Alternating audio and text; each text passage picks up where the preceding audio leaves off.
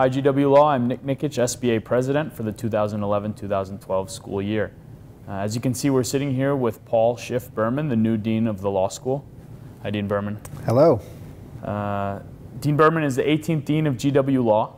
He comes to us from the Sandra Day O'Connor College of Law at Arizona State University, where he was Dean and Foundation Professor of Law. Among his many achievements, Dean Berman increased class and program offerings at his school, as well as raised the national profile of the law school. Prior to that, Dean Berman was a professor at the University of Connecticut School of Law, a visiting professor at Princeton, and served on the organizing committee of the Association for the Study of Law, Culture, and the Humanities. Dean Berman is an alumnus of Princeton University and the NYU Law School, where he was managing editor of Law Review and received the award for highest cumulative GPA upon graduation. He later clerked for Chief Judge Harry T. Edwards of the U.S. Court of Appeals for the D.C. Circuit and for Supreme Court Justice Ginsburg. Before law school, Dean Berman directed theater in New York City and was the artistic director for a nonprofit theater company called Spin Theater.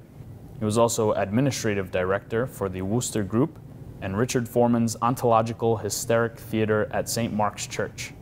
Dean Berman is a native New Yorker, raised on Manhattan's Upper West Side, and comes to Washington, D.C. with his wife, Professor Laura A. Dickinson, and son. And for the viewers at home, thank you for watching. Our format will be some questions to the Dean submitted by you, the students, as well as some by the SBA to pepper the interview for you, Dean Berman. And the interview will take place in two parts. So the first part will be just various questions submitted by you, and the second part will be questions focused mostly on careers, employment, and the legal job market. So without further ado, we'll begin SBA's interview with incoming law school Dean Paul Berman. Dean Berman, can you tell us a little bit about your background, your upbringing in New York, your education, and what brought you to law school? Sure. So first of all, thank you for providing this forum. I've been trying to come up with all kinds of ways of connecting more with students as dean, and so this is a good way of getting at least some information out and getting some people to know who I am. I've got lots of other ideas for connecting with students, and maybe we'll get into them later on in the conversation. I was a theater person, first, last, and always in high school and college. I directed shows in high school. I directed shows at Princeton. I ran the student-run theater at Princeton for a number of years. I directed a ton of shows. I worked as an assistant lighting designer on professional shows in New York while I was in college and commuted back and forth. And so when I graduated from Princeton, all I wanted to do was form my own theater company and direct shows. And so I went to New York and I formed my own theater company and directed shows. And we got to a point where we were doing shows, and I saw how I could keep it afloat financially. And our shows, I thought, were as good as anyone else's shows. And so I thought, all right, well, now I'm doing what I always thought I wanted to do with my life. And now do I want to keep doing that for the next 40 or 50 years? You know, I think over time, increasingly, the answer became no. I wanted to be a little bit more involved in social and political issues facing the country, in more directly helping people, more directly connecting with how to improve lives. But I wasn't absolutely sure. So I went to law school in New York. That's why I went to NYU. But I loved law school, literally from day one. I remember my first day of classes, I remember my first contracts class, and I remember loving the discourse. Loving the idea of looking at issues from multiple points of view, that you would have a gut reaction to something and then you would immediately be forced to articulate some other perspective, and then another one, and then another one, and that was, I thought, a very flexible way of thinking. And a very tolerant way of thinking, actually, because it opened you up to new experiences. So I loved law school, and you know, I've continued with law since then. Now, getting back to your law school experience, then, is there anything that you experienced as a law student that maybe students today or law students today don't experience anymore? Anything that was around then that really isn't around anymore? That's an interesting question. I think that, I think the core of the law school experience was much the same. And I think what makes law school an incredibly creative, interesting, and valuable legal educational experience is the same. Ironically, I was going to law school in '92, which was sort of on the heels of a different recession. So that was sort of a little bit the same as well. But I don't think, this moment for the American economy is, as everyone knows, worse than anything that has been experienced, at least since the Great Depression. So I think, in that sense, there's more anxiety now, understandably, about jobs and the future of the economy and the market and so forth. That's certainly been the case for the questions that we've received from students. I'm sure it is. Well, how about any law school horror stories? Any law school experiences you might have experienced that? So, horror stories. So I was in the moot court competition where, you go through a number of rounds and then you're in the finals, and you're up on stage in front of the entire school and the faculty, and you've got 3 famous judges who are the judging team and so forth. And it was a case about the First Amendment and magazine publishers, and it had to do with, if you have an advertisement that says hitman for hire and then somebody hires someone and kills them, is the magazine publisher at all responsible? And what should the standard be? And so I get up to do my argument, and I'm in the first, 2 minutes, and I cannot come up with the word for advertisement. I just completely blank. So, so this advertisement. So I finally got it. It felt like, 8 minutes long. I'm sitting there trying to come up with the word advertisement. I watched the video later. It wasn't that bad, but it was pretty scary. Well, so you did mention when you get to the final round. Yes. This coming year, Justice Elena Kagan is going to be one of our judges for Van Vleck Constitutional Moot Court competition. Any advice for those competitors? Remember the word advertisement. No. Speak like it's a conversation is the biggest thing that I always say to people who are doing moot court. Don't make it into a speech. Don't have too much opening and closing very, very rigorously prepared so that it sounds very formal. You want to have a conversation with the judges. You want to speak like a human being. You want to communicate. Is that something you maybe picked up a little bit more on when you were a clerk, or you were clerking for the? Yeah, you watch a lot of arguments when you're a clerk. It's actually one of the nice things about clerking on whatever level, appellate, trial, federal, state, specialty courts, bankruptcy courts, et cetera, is to watch advocates speak and figure out sort of what kinds of arguments, what kinds of styles of speech actually are persuasive when you're on the other side. And so I think a lot of students who clerk get a tremendously valuable experience just in sort of seeing how advocacy can work or not work. Are there any other unique stories or experiences you had as a clerk for the Supreme Court? Well, I met my wife stories? there.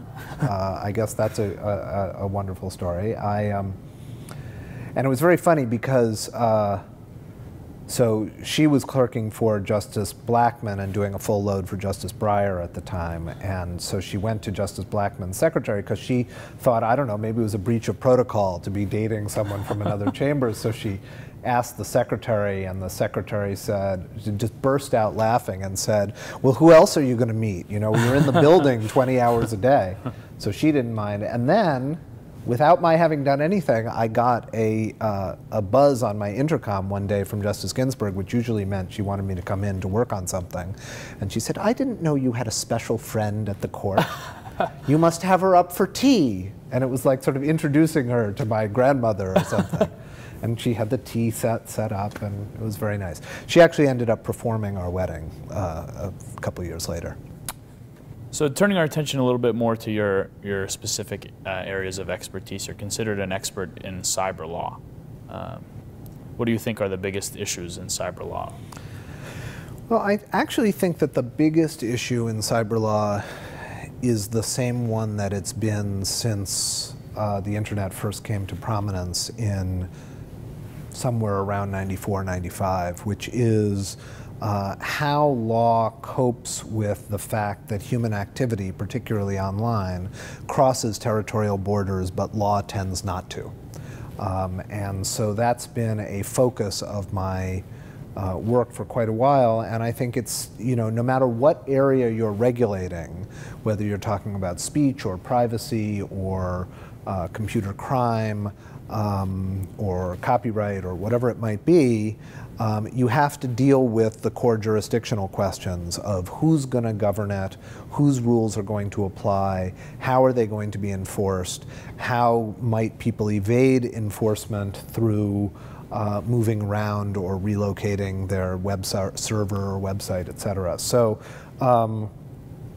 there are lots of substantive challenges, of course. I think data privacy, cyber terrorism, other kinds of large-scale threats that come from the fact that we now have huge amounts of information in digital form. I think those are kind of going to be core threats, but whatever the threats are, we have to figure out how do we deal with the regulatory cooperation that's necessary to actually address them. And Dean, you're also an expert in international law, and comes time for a question from one of our students. Okay. Mark, a 3L, asks, GW is considered to have one of the top international law programs among U.S. law schools. However, when it comes to full semester study abroad opportunities, GW Law arguably has the weakest international study abroad repertoire among top law schools. Although there are plans for an India program, which is heavily focused on IP law, are there plans in the works for other opportunities abroad that would allow students to study in other countries for a full semester?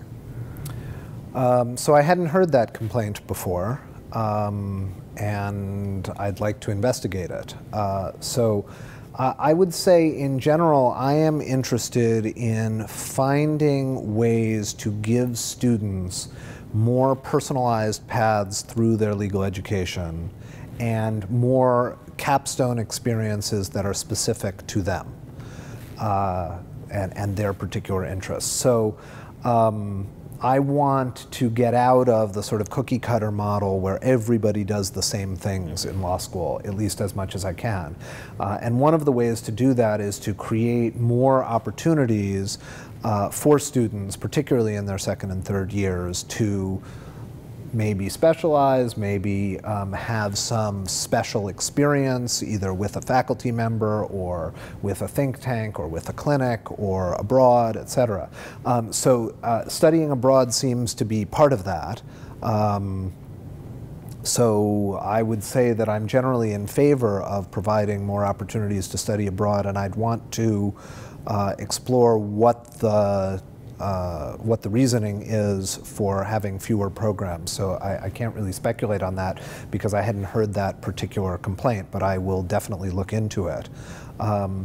As far as the India program goes, we're trying to expand our connections with India for sure, though not only IP. IP is obviously part of it, but I'm interested. We have connections with the Competition Law Center there, so in the antitrust arena, I think there are going to be opportunities and potentially others as well. So I'm hoping that we can provide opportunities for students there, but potentially other places as well.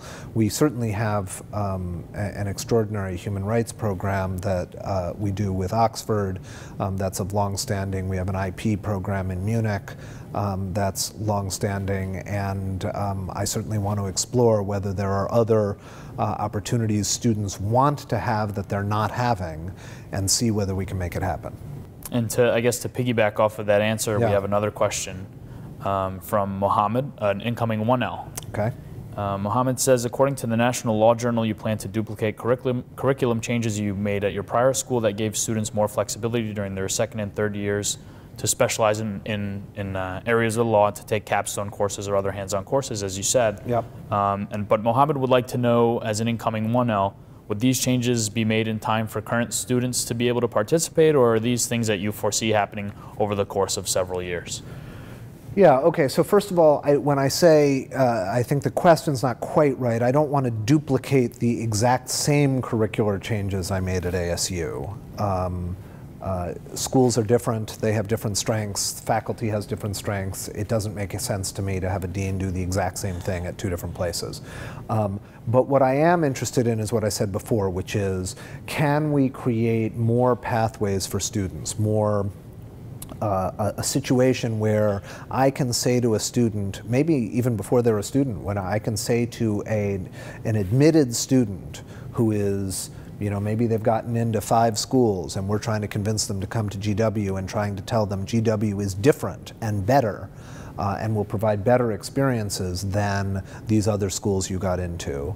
I want to be able to say, well, you're interested in this, so in the first year we can set you up with a networking opportunity with an adjunct professor or an alum or the head of the FCC or whatever it might be, and then here are some things you might want to do over the summer, here are some fellowship opportunities we can provide to you, then here are some courses that you might want to take that would connect to what you're doing, and then maybe there's a study abroad option, maybe there is some sort of an outside placement that you could do, an externship that would connect to your interest, and then in the third year you work on a public policy project with a faculty member or a think tank, or you do a clinic that's related to your area, or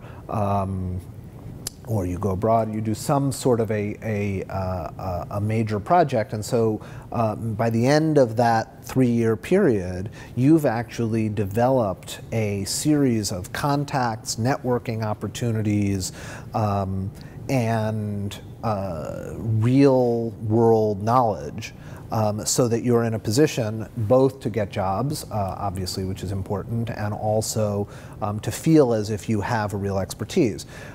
Which is not to say that you would do exclusively that topic, but you'd have the opportunity to do that. So the question is, how much of that can be put into place right away? Some of that, I think, requires certain changes to the curriculum. So for example, I'd like to create certificate programs so that a student could take a certain number of credits in a series of areas and then be able to put on their resume that I got an IP certificate or whatever it might be. That would require faculty approval, and you know, maybe we might be able to do it in a year, but if there's resistance, it might take longer. Other things, though, I can do without having to go through very much bureaucracy. So we can create, and we are creating, sort of focused study areas where we group together courses to try to give people some sense of courses they might take. That can be done right away. Giving people networking opportunities in their first year, that can be done right away, and I'm working on that. It'll take a little while to do the logistics, but it doesn't require any actual approval from anyone. Certain sorts of courses that would provide capstone experiences, that can be done assuming there's faculty who are interested in doing it. So for instance, I just had a meeting with faculty member Jeff Rosen, who is interested in doing a course where he would work with students to do amicus briefs on actually on sort of new technology and constitutional issues, and he would do amicus briefs in courts around the country, as well as some public policy projects with the Brookings Institute. That's a course that, if he wants to do it, can go into the curriculum this spring.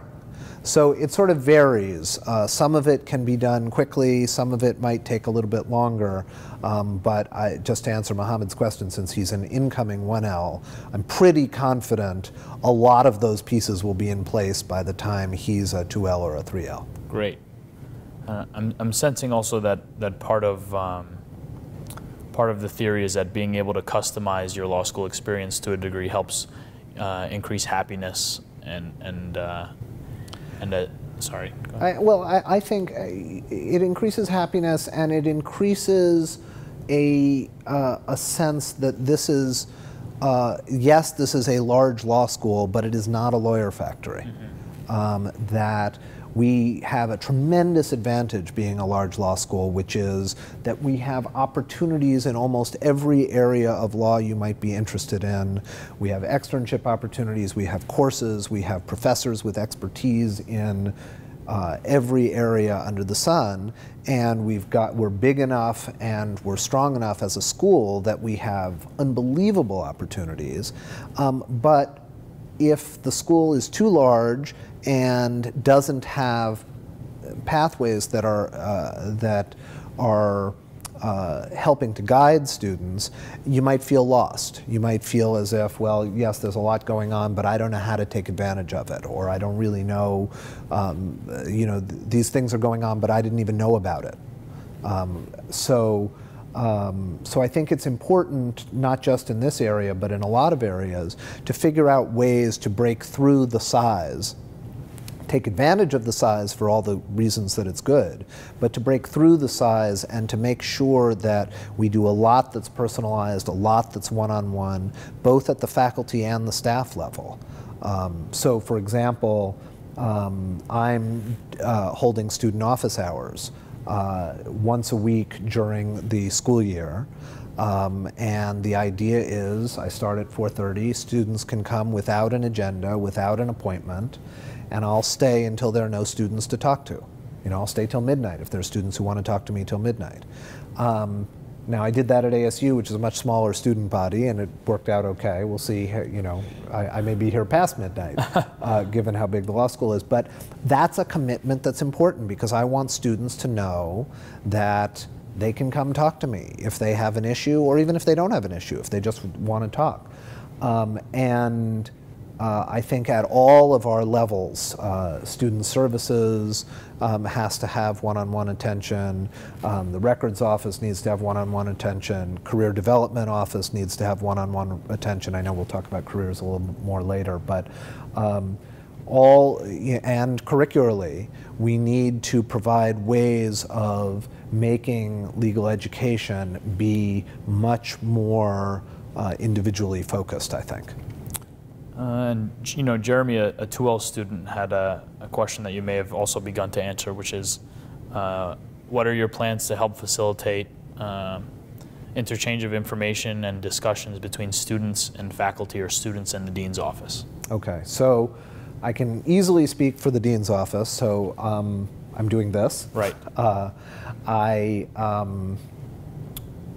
have started a blog where I'm trying to, in addition to highlighting things that our faculty's doing, things that our students are doing, sort of press release-y type things, which I think are important that people know, for instance, how amazing our faculty is, how many books they're writing and how involved they are in important public policy discussions and stuff like that. So I think that part's important, but also trying to address large issues that are of student concern, whether they're large trends in legal education, large trends in the legal job market, as we go along, big issues that might be facing the law school. So I'm going to do that. I'm going to try to record some video messages during the course of the year when there are issues, because I learned at ASU that students tend not to read long emails, so I thought maybe video messages might get students to watch them. So we'll see how that goes. And as I mentioned, I'm going to be doing these office hours. And what I found about the office hours is that oftentimes students are most frustrated not by the really big issues. They're most frustrated by some small piece of bureaucratic obstacle or annoyance that's relevant to their day that I would never know about if the students don't tell me.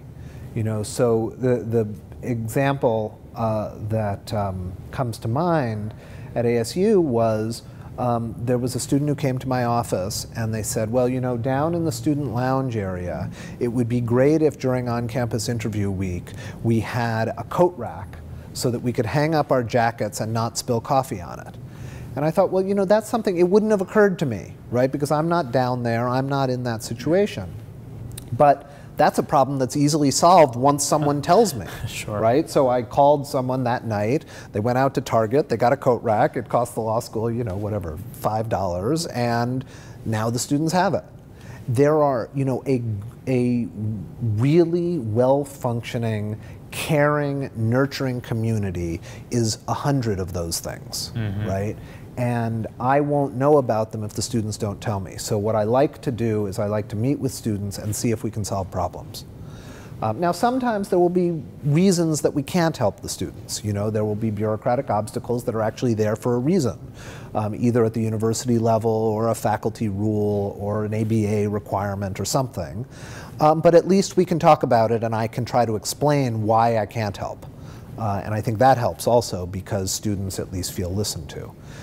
So that I can do at the dean's level. At the faculty level, I guess I need to know what the blockages are there.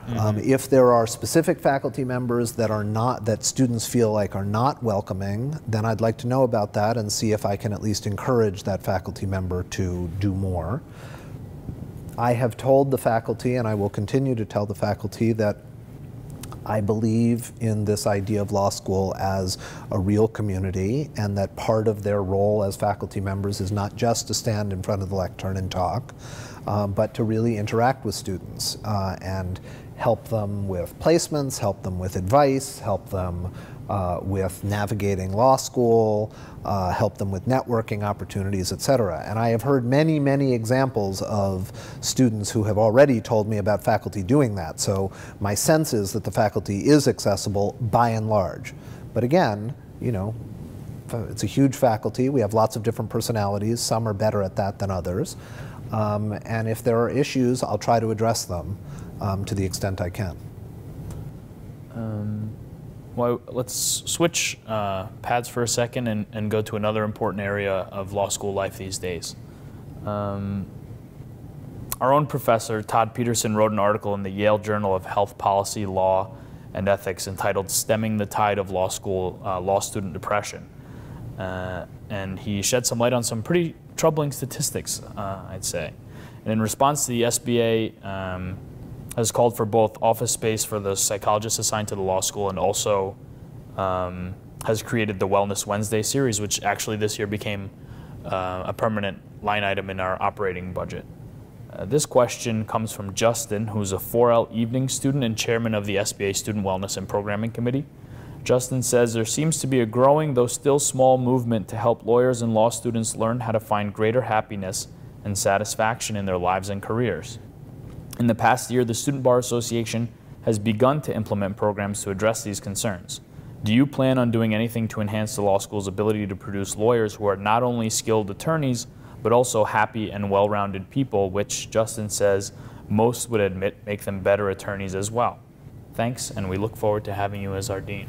Okay. Well, I would certainly agree with Justin that attorneys who are happy, attorneys who are have a sense of perspective about what they're doing. They are much more likely to be empathetic listeners to their clients. They're much more likely to be effective operators in courts or in a corporate setting. They'll just be better lawyers as well as better members of society. So it seems to me we should be focusing on wellness issues, you know, whether we're interested in making our students happier, whether we're interested in making better lawyers, whether we're interested in making for a better community while they're in law school. Basically on every level, these are important issues. When I was at ASU, we created a course actually in the first year called Bridging the Gap from Law School to Law Practice that focused partly on things like networking and professional development issues and how to start your own firm and things you can do with a law degree that don't involve the practice of law and sort of a lot of things that law schools have not historically focused on. But we also did a whole unit on what we might consider wellness issues or what we might consider sort of successful practice issues and work-life balance issues, stuff like that. And I think they were hugely successful. I think students are hungering for it. And I think whatever stigma at one time may have existed about focusing on the psychology of the legal profession, that somehow that made you less of a hardball litigator. I think that stigma has largely gone away, at least among students these days. So I think it's hugely important. Todd is out front and doing some of the most important research in this area, and I've actually asked him and another faculty member to focus some attention at the faculty level about changes either curricularly or in terms of other aspects of law school life that they could recommend to the faculty. And I think coming from Todd, it'll have tremendous authority because he's actually studied this as an academic matter. It's not just his opinion. So I'm hoping that we'll be able to do a number of things that will help support. I love what the SBA is doing with the Wellness Wednesdays, but to be able to support that. I'm looking into the space and other logistical issues surrounding the counselor. I am aware of that, of the SBA's request, and I'm working on it. There are some logistical issues that I have to address in order to make it operational, but I'm aware of it, and I'm interested in any suggestions you or any of the people, any of the students have as to other things that we might do that would help the orientation process, help the acclimatization to law school process, make the community better, make the law school more supportive. All of those things I think are absolutely crucial to making the kind of community that I want to create.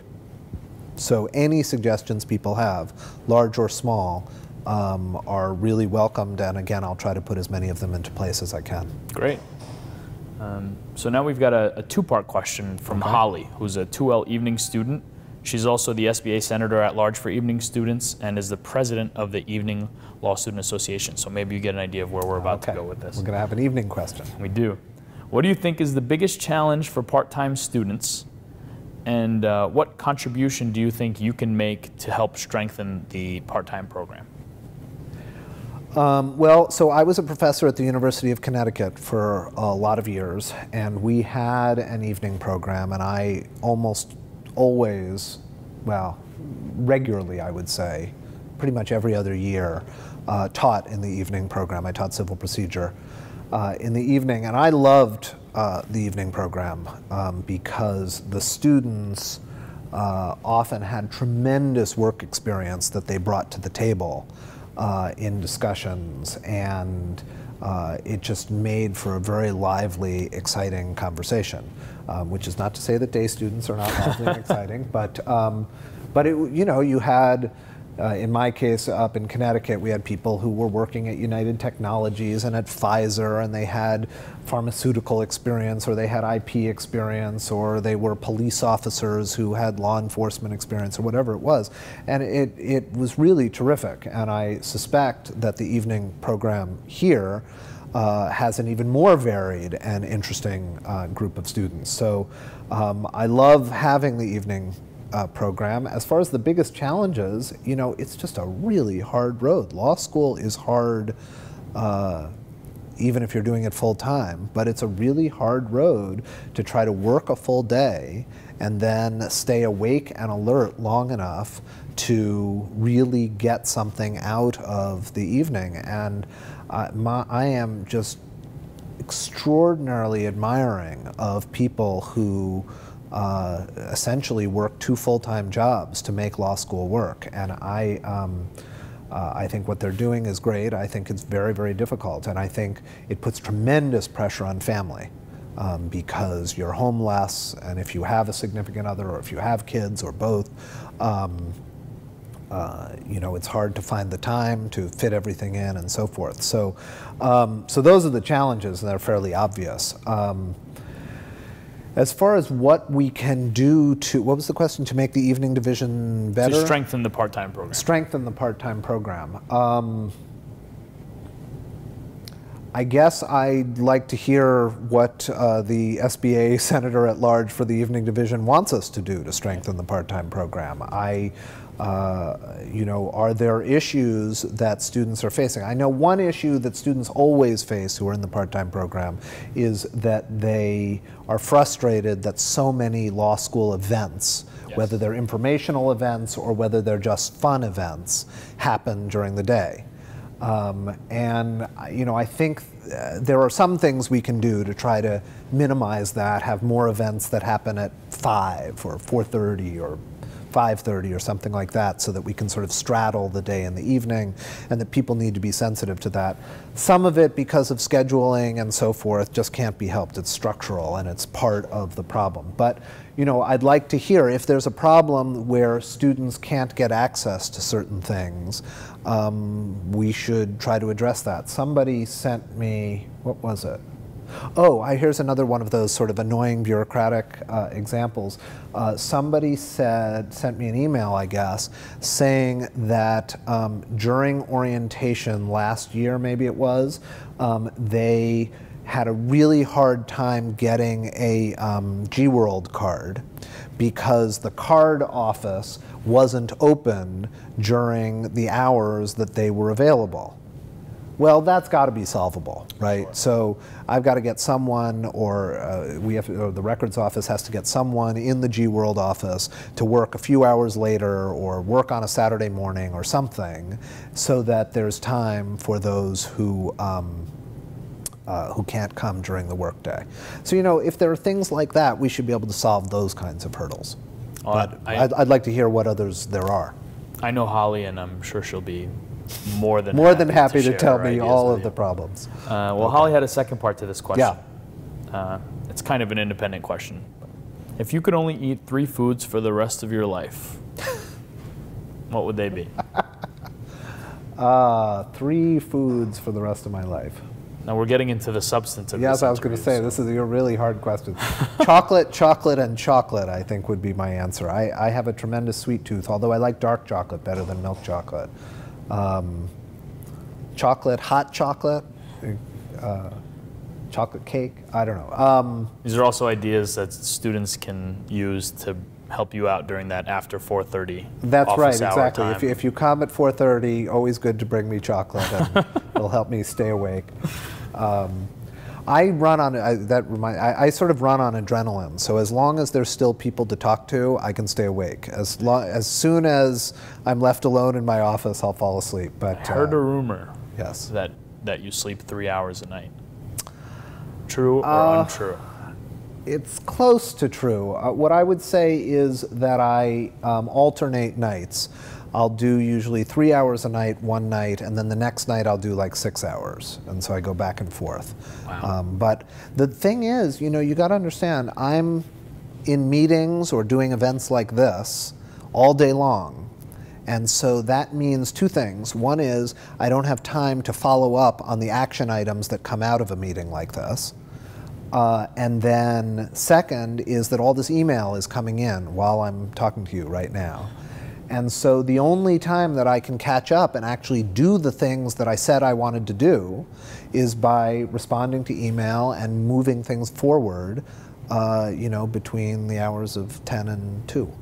So well, now that you've made me feel bad about if students email me, you're likely to get a response at that hour. Well, now that you've made me feel bad about taking up your email time. That's right. I could be responding to student emails right now.